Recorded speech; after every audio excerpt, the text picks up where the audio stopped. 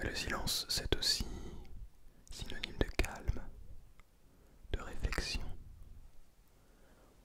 de repos. Je crois que le silence peut être une arme à double tranchant. C'est comme quelque chose que l'on essaie d'éviter, mais qui, on le sait, nous est nécessaire pour avancer. Alors, je vous propose pour cette vidéo de se concentrer sur le silence, d'essayer de le comprendre, de l'accepter, de l'apprécier. Ça te va? Bien. Bon, alors je vais quand même faire les habituels coups d'eau, l'habituel coup d'eau.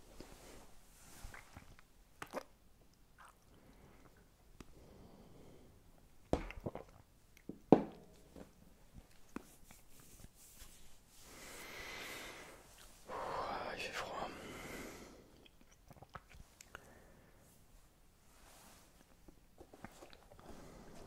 Et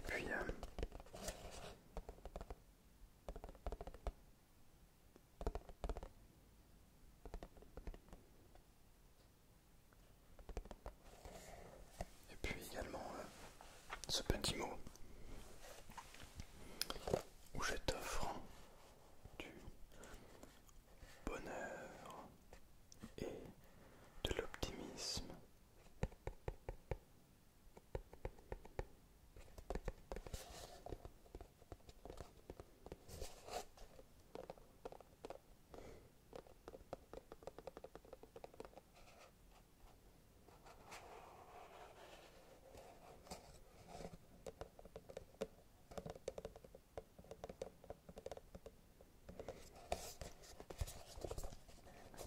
Je crois qu'il n'en reste plus beaucoup. Ah, plus beaucoup. C'est le cas de le dire, il n'en reste que deux. Bon.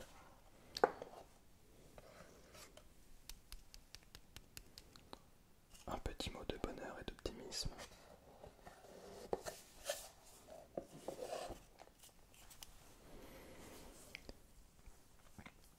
Nous allons prendre le temps dans cette vidéo. J'en ai marre de me presser, de devoir tout faire très vite.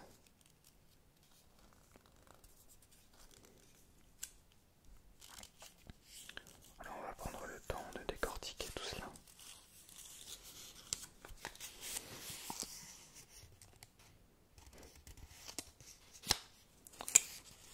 L'image, il s'agit d'une jolie jeune fille, d'une jolie jeune femme, avec un...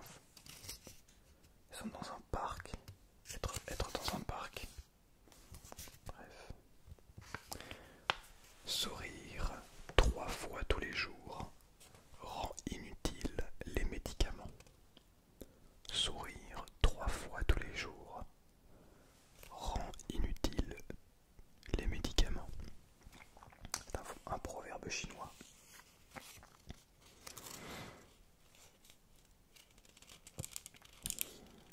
Alors, je ne sais pas s'il y a un nombre de fois où l'on doit sourire tous les jours pour éviter les médicaments. Toujours étant que les médicaments ne soignent pas tout et beaucoup de choses se font dans la tête. C'est très intéressant d'ailleurs. Parce que tout seul, dans notre tête, on peut se guérir, mais on peut aussi se rendre malade. On peut se rendre malade soi-même. Le mental a une portée énorme sur notre vie. Ce que l'on pense de nous a un sens énorme pour nos vies.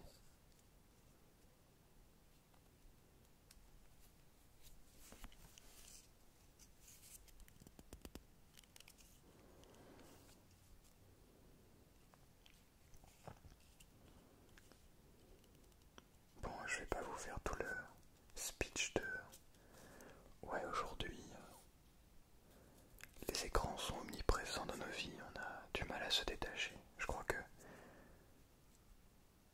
on l'entend suffisamment comme ça partout. Si jamais vous n'êtes pas du tout au courant de ce qui se passe, c'est très bien, ça veut dire que vous n'êtes pas beaucoup sur les écrans et sur les réseaux sociaux. Auquel cas, c'est génial. Mais tout ça, ce sont des gouffres à solitude. Des chambres anti-silence. Intéressant. Une chambre anti-silence. Ce sont des boîtes anti-silence. C'est-à-dire que dans ces réseaux sociaux, on doit absolument éviter le silence. Éviter l'absence de stimulation.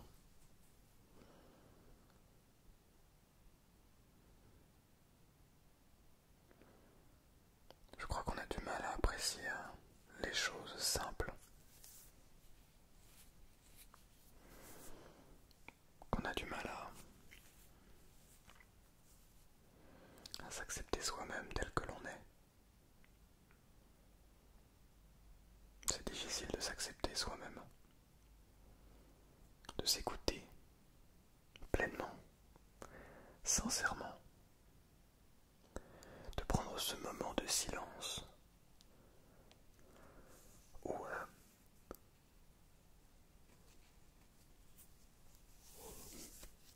sans musique, sans podcast, sans ASMR, sans aucune stimulation.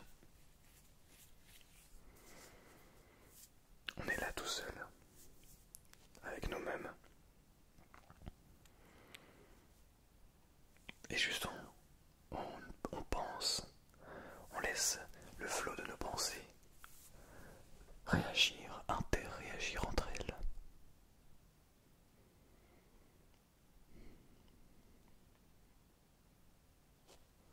Bon, des fois, ça sert pas à grand chose de trop réfléchir. Parfois, il faut se creuser un peu les méninges. C'est important. Déjà, vous voyez qu'en 2 phrases, on retrouve toutes les nuances qu'on peut retrouver dans notre monde. Rien n'est tout blanc ou tout noir. Tout est une question d'équilibre. Et quand je parle d'une vidéo avec le silence, je ne parle pas d'une vidéo de 20 minutes où je ne parle pas et où il n'y a aucun son. Mais plutôt une vidéo où, à l'aide du silence, de silence que je peux laisser à travers mes phrases,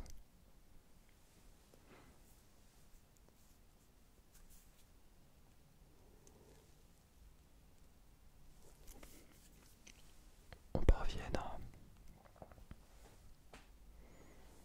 réfléchir. Peut-être que tu es actuellement en train de réfléchir en même temps que je te parle. C'est très bien. Bon. Pourquoi est-ce que le silence rime avec solitude? Je vais pas vous mentir, depuis quelques jours, alors qu'il n'y a plus de stimulation, que j'ai accompli toutes les tâches que je m'étais forcé d'accomplir au début de la journée, je n'ai plus aucune stimulation. Je me retrouve à ne rien avoir à faire. Et je me sens seul à cause de ça. Est-ce que la solitude signifie être seul? Je me sens seul et pourtant je ne suis pas seul. Je n'ai d'ailleurs jamais été aussi peu seul, aussi bien entouré de personnes formidables.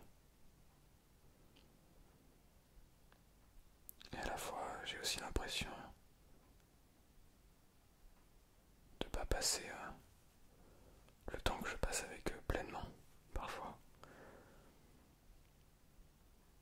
N'est-ce pas là la solitude?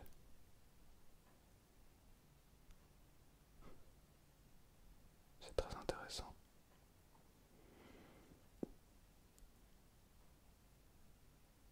On a envie et besoin d'être seul. Et quand on se retrouve seul, on a envie et besoin d'être avec les autres.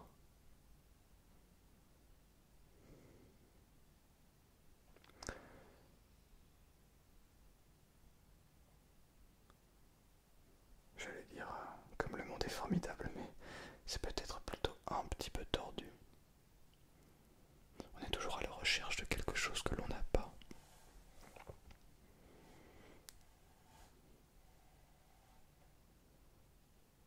Pourquoi? Pourquoi on ne peut pas simplement s'aimer et aimer le moment que l'on est en train de vivre?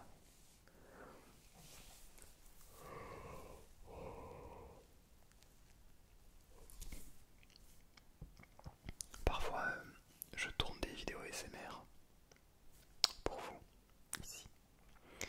Et je me dis, mais peut-être que là, je devrais travailler ma musique. Peut-être que je devrais pratiquer pour atteindre mon objectif, qui est le CNSM de Paris. Mais à la fois, je suis là avec vous. Et puis parfois, quand je pratique la musique, que je travaille, je me dis, peut-être qu'il faudrait là que je tourne des vidéos. Peut-être là qu'il faudrait que je travaille sur ma chaîne. Parce que il y a beaucoup de choses qui ne vont pas. Et je ne suis pas pleinement en train de travailler. Et quand je pense à la musique ici, je ne suis pas pleinement en train de faire de la relaxation.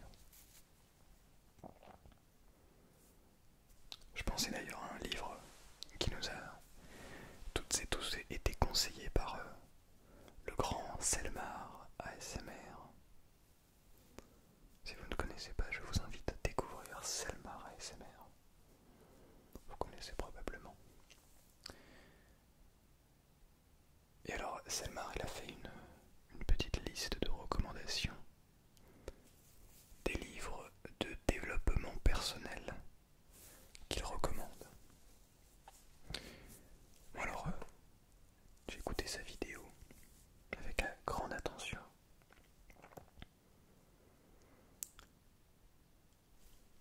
Il y a un livre qui possède une suite dont il conseille de lire les deux premiers tomes. Bon, j'ai regardé, c'était assez cher le livre, hein, c'est des gros bouquins. Donc je me suis dit, bon, on va commencer par regarder les autres livres qui sont des livres de poche un peu plus petits, qui coûtent moins cher. Donc j'en ai commandé deux. Et puis, je suis allé chercher l'un d'entre eux en version audio sur YouTube. Donc, le livre Les 4 accords Toltec, je ne l'ai donc pas acheté. Je suis tout simplement passé par l'écoute, le podcast, en courant. Pendant que j'allais faire ma petite course à pied, je l'ai écouté. Ça m'a pris, je pense, 2 bonnes semaines avant de le terminer.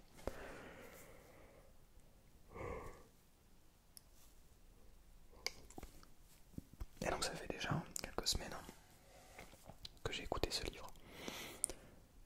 Et j'ai du mal à appliquer ça dans la vraie vie, dans la vie de tous les jours. C'est quelque chose que j'ai envie d'appliquer parce que je pense être une très bonne foi. Mais j'ai du mal à l'appliquer. Et alors, pour vous faire un rapide résumé, hein, en gros, les 4 accords Toltec partent du principe qu'on signe tous et toutes des accords avec nous-mêmes et avec les autres pour dire que ça c'est une prise jack par exemple. Bon, peut-être que vous ne savez pas ce que c'est une prise jack. On a tous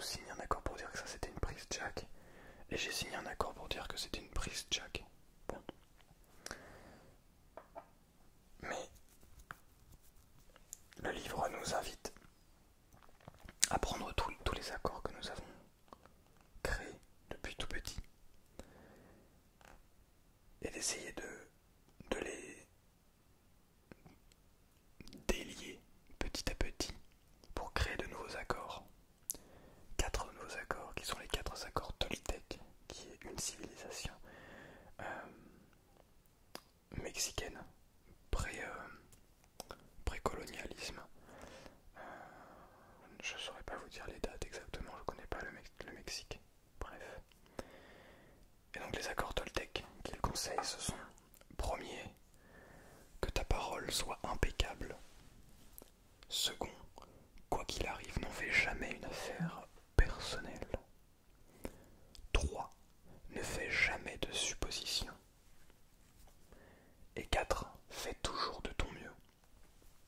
En gros, la 4, elle regroupe les 3 autres. C'est-à-dire faire toujours de son mieux. Ça veut dire que quoi qu'il arrive, il faut essayer d'aller dans la bonne direction. Quoi qu'il arrive, il faut faire des choses comme on pense être les bonnes. Et dans ce cas-là, essayer d'inclure ces 4 accords, ces 3 accords précédents, et de faire de notre mieux pour les mettre en pratique. Que ta parole soit impeccable. C'est drôle parce que je m'étais déjà fait cette réflexion, mais les gens autour de nous, et moi le premier, on parle beaucoup dans le dos des autres. Alors j'essaie de le faire le moins possible, bien sûr, mais je crois que malgré moi je l'ai déjà fait et je le fais de temps en temps. Et on parle dans le dos des autres. Hier notamment, j'ai vraiment pris conscience de ça, c'était assez perturbant. Les gens qui parlaient dans le dos de quelqu'un. Bon, je vais pas vous parler des détails, mais en gros, parler dans le dos de quelqu'un, c'est pas positif. C'est jamais positif.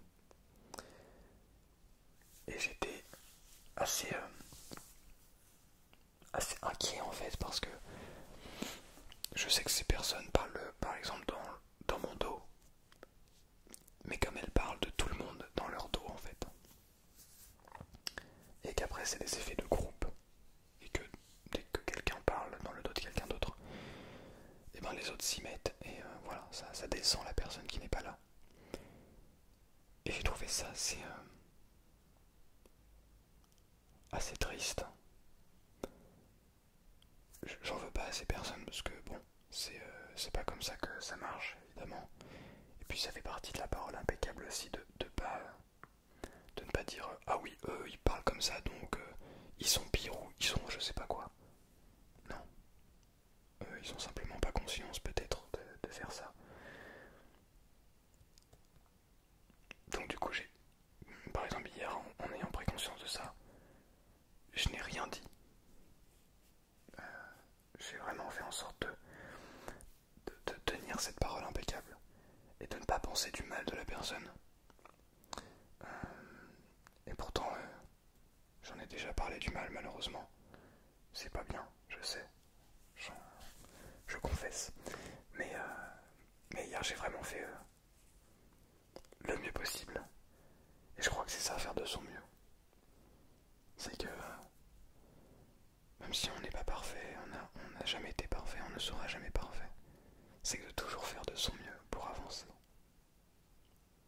Et je crois que je vais terminer là-dessus. Je crois que faire de son mieux,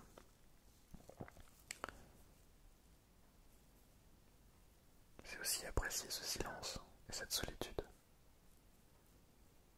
pour s'y retrouver grandi. Et je crois que ça, c'est le plus beau des cadeaux que l'on puisse nous faire.